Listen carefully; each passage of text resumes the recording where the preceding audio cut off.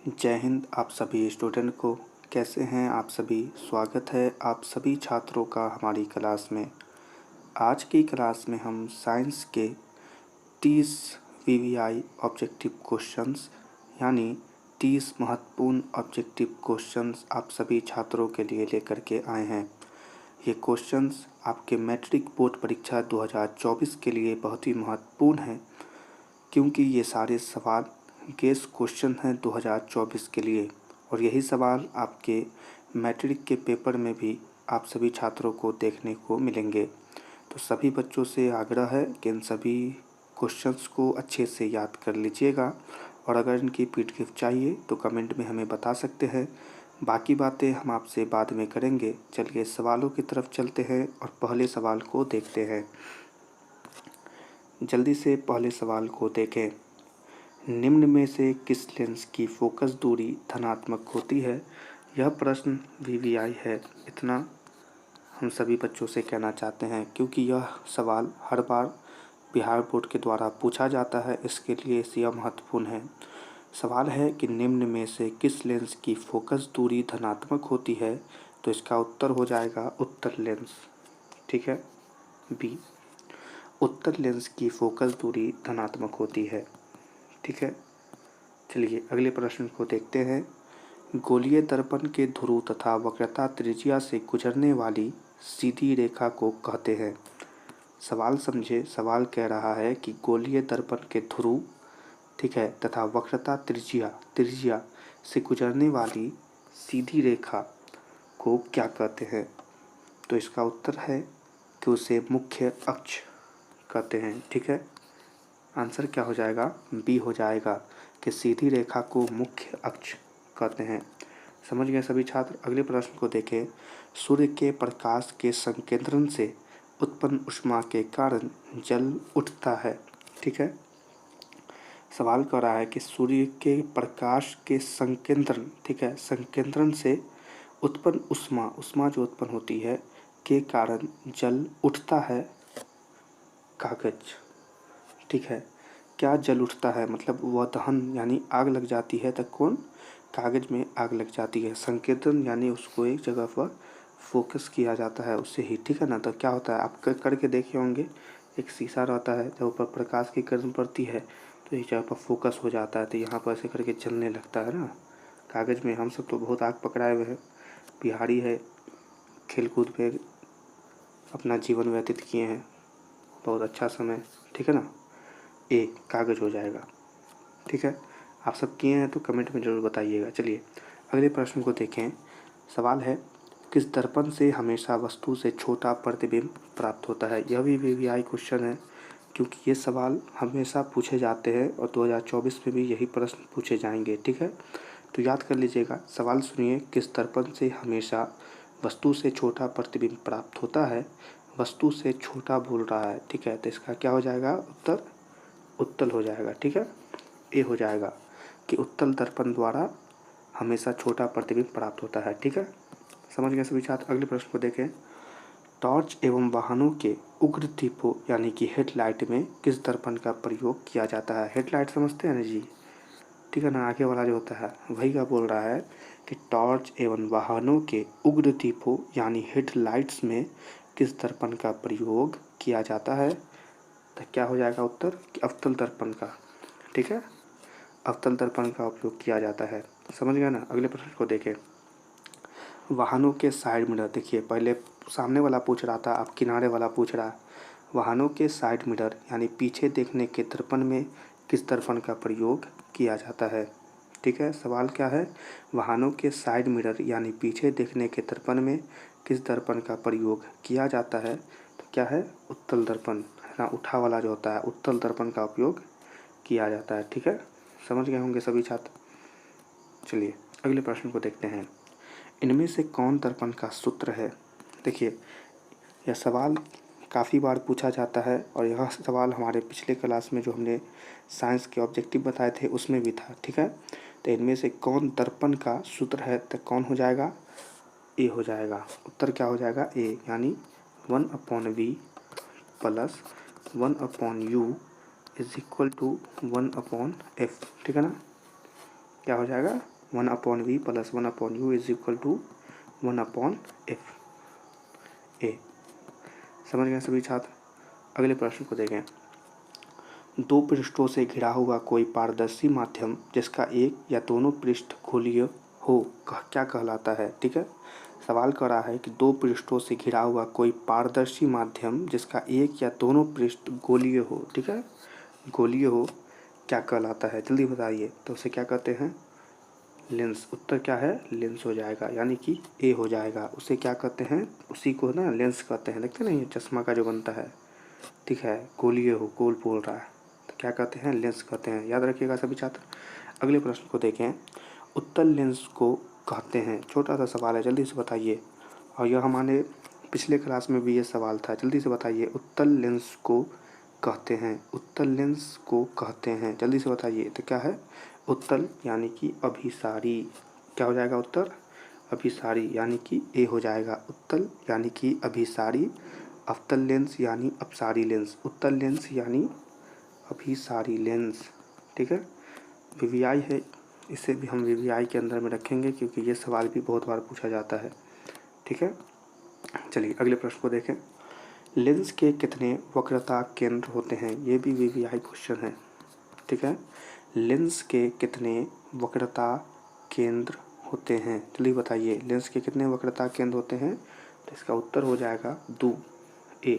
ठीक है, कि 2 वक्रता केंद्र होते हैं, याद रखिएगा सभी छात्र। अगले प्रश्न को देखें, जल्दी जल्दी देखते चलें। लेंस के केंद्रीय बिंदु को कहते हैं, छोटा सा सवाल, जल्दी से बताइए। लेंस के केंद्रीय बिंदु को कहते हैं प्रकाशिक केंद्र। क्या हो जाएगा उत्तर, प्रकाशिक केंद्र, यानी कि बी, प्रकाशिक केंद्र। चलिए अगले प्रश्न को देखें। जब किसी लेंस पर समांतर किरणें आपतित होती हैं तो क्या होता है। देखिए थोड़ा बड़ा सवाल है, अच्छे से पढ़े इसको। जब किसी लेंस पर समांतर किरणें आपतित होती हैं तो क्या कहते हैं, तो इसका उत्तर हो जाएगा सी हो जाएगा। ठीक है, यानी कि ए और बी दोनों, यानी कागज सुलगने लगता है या धुआं उत्पन्न होने लगता है। ठीक है, सी, माफ करिएगा, क्या है, सी हो जाएगा। यानी या तो कागज़ सुलगने लगता है या उतना अगर उसमें, यानी उतना अगर गर्मी पैदा ना हो तो कम से कम धुआं उत्पन्न होने लगता है। ठीक है, याद रखिएगा, ऐसे सवाल बहुत महत्वपूर्ण होते हैं जिसमें 2 को आंसर रहता है। ठीक है, तो इस पर ध्यान दीजिएगा। चलिए अगले प्रश्न को देखें।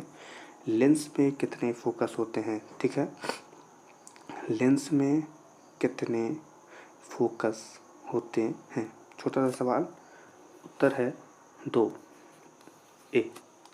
लेंस में कितने फोकस होते हैं, तो 2 होते हैं, छोटा सा सवाल, याद रख लीजिएगा। चलिए अगले प्रश्न को देखें। लेंस की क्षमता का एसआई मात्रक होता है, वीवीआई क्वेश्चन। ये तो एकदम याद रखें, यही क्वेश्चन सब पूछता है। ठीक है, मात्रक से रिलेटेड। ठीक है, लेंस के क्षमता का एसआई मात्रक होता है डायोप्टर। क्या हो जाएगा उत्तर, डायोप्टर, यानी कि ए, डायोप्टर, याद रखिएगा। ठीक है सभी छात्र। अगले प्रश्न को देखें। उत्तल लेंस की क्षमता होती है, ये भी वीवीआई है। कह रहे हैं ना, जितना क्वेश्चन है सब वीवीआई है, तभी वो आपके लिए लिख दे रहे हैं कि वीवीआई है, कि आपके लिए ध्यान दीजिएगा। आप इनायते में कहिएगा कि ये मास्टर इनायते बोलता है, पर जब आएगा क्वेश्चन तब समझिएगा कि हम क्या कहते थे। ठीक है, उत्तल लेंस की क्षमता होती है धनात्मक। क्या हो जाएगा उत्तर, ए, यानी कि धनात्मक। उत्तल लेंस की क्षमता होती है धनात्मक। ये अगला प्रश्न देखने, अवतल लेंस की क्षमता होती है। अब उत्तल लेंस की धनात्मक है ना जी, तो इसका क्या हो जाएगा, ऋणात्मक हो जाएगा। एकदम आसान सवाल है, क्या हो जाएगा, ऋणात्मक, ए। अवतल लेंस की क्षमता होती है ऋणात्मक, ए, यानी कि ऋणात्मक। चलिए अगले प्रश्न को देखें। प्रकाश गमन करता है, ठीक है, वीवीआई है, सब पर लिख देते हैं हम। प्रकाश गमन करता है सीधी रेखा में। क्या हो जाएगा उत्तर, सीधी रेखा में, सीधी रेखा में गमन करता है। ठीक है, चलिए ये हो जाएगा सीधी रेखा में। अगले प्रश्न को देखें। एक अवतल दर्पण की फोकस दूरी 20 सेंटीमीटर है, एक वस्तु दर्पण के ध्रुव से 30 सेंटीमीटर की दूरी पर रखी गई है, तो प्रतिबिंब कहाँ बनेगा। ये भी वीवीआई क्वेश्चन है, क्योंकि ये ऑब्जेक्टिव में भी पूछ लेता है और सब्जेक्टिव में भी पूछ लेता है। ठीक है, सब्जेक्टिव में पढ़े हैं तो बहुत बढ़िया है, तो ऑब्जेक्टिव में भी जल्दी से जवाब दे दीजिए। नहीं पढ़े हैं तो इंतज़ार करिए, हमारे इसी चैनल पर सब्जेक्टिव क्वेश्चन का भी सीरीज आने वाला है, ठीक है, क्रैश कोर्स में, तो उसमें हम पढ़ा देंगे, ज़्यादा परेशान होने का ज़रूरत नहीं है। तो आप आंसर दीजिए, क्या हो जाएगा? दर्पण से 60 सेंटीमीटर की दूरी पर वस्तु की ही ओर, ठीक है, ये हो जाएगा। दर्पण से 60 सेंटीमीटर की दूरी पर वस्तु की ही ओर, याद रखिएगा, बड़ा क्वेश्चन है पर याद रख लीजिए, फ़ायदा होगा। चलिए अगले प्रश्न को देखें। किसी अवतल दर्पण के सामने 30 सेंटीमीटर की दूरी पर स्थित वस्तु का प्रतिबिंब दर्पण के पीछे, यानी उसके पीछे 40 सेंटीमीटर पर बनता है, तो दर्पण की फोकस दूरी क्या होगी? सवाल समझ लिए हैं क्या कह रहा है? किसी अवतल दर्पण के सामने, उसके सामने, ठीक है, सवाल के सामने ये है 30 सेंटीमीटर की दूरी पर, 30 सेंटीमीटर की दूरी पर वस्तु का प्रतिबिंब, ठीक है, दूरी पर स्थित वस्तु का प्रतिबिंब दर्पण के पीछे, यानी कि अगर ये दर्पण है तो इसके पीछे यहाँ पर 40 सेंटीमीटर बनता है, तो दर्पण की फोकस दूरी F पूछ रहा है, ठीक है, जल्दी से बताइए दर्पण की फोकस दूरी क्या होगी? तो उसकी फोकस दूरी होगी 120 सेंटीमीटर, यानी कि B 120 सेंटीमीटर, ठीक है। चलिए अगले प्रश्न को देखें सभी छात्र। एक गोलीय दर्पण की वक्रता त्रिज्या 20 सेंटीमीटर है, तो इसकी फोकस दूरी कितनी होगी? जल्दी से बताइए। एक गोलीय दर्पण की वक्रता त्रिज्या 20 सेंटीमीटर है, वक्रता त्रिज्या समझते हैं भाई, आधा R 20 सेंटीमीटर है, तो इसकी फोकस दूरी यानी F पूछ रहा है, ठीक है, जल्दी से बताइए। तो वक्रता त्रिज्या दिया हुआ 20 सेंटीमीटर, तो इसकी फोकस दूरी होगी 10 सेंटीमीटर, यानी कि A 10 सेंटीमीटर। चलिए अगले प्रश्न को देखें। जिस वस्तु से प्रकाश निकलता है उसे कहा जाता है? प्रकाश निकलता है, ठीक है, क्या करा? निकलना, निकलना, निकलना, जो चीज़ निकलता है उसको क्या कहते हैं? स्रोत। ये हो जाएगा, एकदम आसान सवाल है। जिस वस्तु से प्रकाश निकलता है उसे प्रकाश स्रोत कहते हैं, याद रखिएगा, PVI है। अगले प्रश्न को देखें सभी छात्र। प्रकाश के किरणों के समूह को क्या कहते हैं? ठीक है, प्रकाश के किरणों के समूह को क्या कहते हैं? तो उसे कहते हैं किरण पुंज। बी हो जाएगा इसका आंसर। क्या कहते हैं उसे? किरण पुंज, मतलब समूह है। ऐसे करके प्रकाश आ रहा यहाँ पर उसका एगो समूह गुजरा ना जी, तो इसी को यहीं पर जो एगो ई है, इसको क्या कहेंगे? किरण पुंज कहेंगे, पुंज, ठीक है। चलिए अगले प्रश्न को देखें। प्रकाश के किरणों का पथ दर्शाने वाले चित्रों को कहा जाता है? यानी प्रकाश की किरण को जिस पथ द्वारा दर्शाता है उसे क्या कहते हैं? उसे कहते हैं किरण आरेख, यानी कि ए किरण आरेख कहते हैं, जो उसके पथ को दर्शाता है, ठीक है। चलिए अगले प्रश्न को देखिए। आवर्धन का एसआई मात्रक, कहते हैं ना जितना भी मात्रक वाला है सब VVI है, हम अगर नहीं लगाएं आप लगा लीजिए। आवर्धन का SI मात्रक है, इनमें से कोई नहीं, क्या समझे? यही सब सवाल होता है। D याद रख लीजिए, मीटर, 1/मीटर या 1/मीटर स्क्वायर, ये सब आवर्धन का SI मात्रक नहीं होता था। गई रहे चटसानी लगाइए, इनमें से कोई नहीं। चलिए अगले प्रश्न को देखिए। उत्तल दर्पण के सामने एक वस्तु को रखा गया है जिसकी प्रतिबिंब की प्रकृति कैसी होगी? ठीक है, सवाल समझिए, थोड़ा अटर पटर लिखल है, कह रहा है उत्तल दर्पण के सामने एक वस्तु रखा गया है तो उसकी, ठीक है, प्रतिबिंब की प्रकृति कैसी होगी? वस्तु की प्रतिबिंब की प्रकृति पूछ रहा है, तो काल्पनिक होगी। ये हो जाएगा, क्या होगा? काल्पनिक, वास्तविक नहीं होगा, काल्पनिक प्रकृति का होगा, ठीक है, आभासीय, समझते हैं जी। चलिए अगले प्रश्न को देखें। किसी लेंस की क्षमता -2 डायोप्टर है, पीछे पड़े तो ना मात्रक डायोप्टर होता है, वही का D है, डायोप्टर को D से डिनोट करते हैं, याद रखिएगा। किसी लेंस की क्षमता -2 डायोप्टर है, इसकी फोकस दूरी होगी,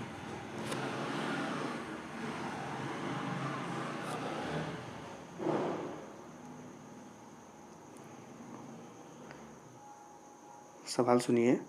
किसी लेंस की क्षमता -2 डायोप्टर है, इसकी फोकस दूरी होगी, फोकस दूरी पूछ रहा है, जल्दी से बताइए। किसी लेंस की क्षमता -2 डायोप्टर है तो इसकी फोकस दूरी होगी -0.5 मीटर, यानी कि D हो जाएगा -0.5 मीटर। पीछे थोड़ा हल्ला हो रहा है, इसी के लिए माफ़ी मांगते हैं। चलिए अगले प्रश्न को देखें। निम्नलिखित में से किसका अपवर्तनांक सबसे अधिक होता है? जल्दी से बताइए, निम्नलिखित में से किसका अपवर्तनांक पूछ रहा है, किसका अधिक होता है? तो आसान क्वेश्चन है हीरा का। आप में उम्मीद है कि आप सभी बच्चे पढ़े होंगे। डी हो जाएगा, यानी हीरा का अपवर्तनांक सबसे अधिक होता है। ठीक है, अगले प्रश्न को देखें। निम्नलिखित में से किस लेंस को अभिसारी लेंस भी कहते हैं? पीछे अभी तुरंत हम इसी क्लास में, ये नहीं कह रहा कि पुराने क्लास में, इसी क्लास में हम बताए थे अभिसारी, ठीक है ना। अपसारी या अभिसारी लेंस होता है ना जी, हम अभी पता है ना, जल्दी से बताइए। निम्नलिखित में से किस लेंस को अभिसारी लेंस कहते हैं? तो क्या हो जाएगा? उत्तल लेंस। ए देखते हैं, एकदम वीवीआई है सवालों वाला जो है।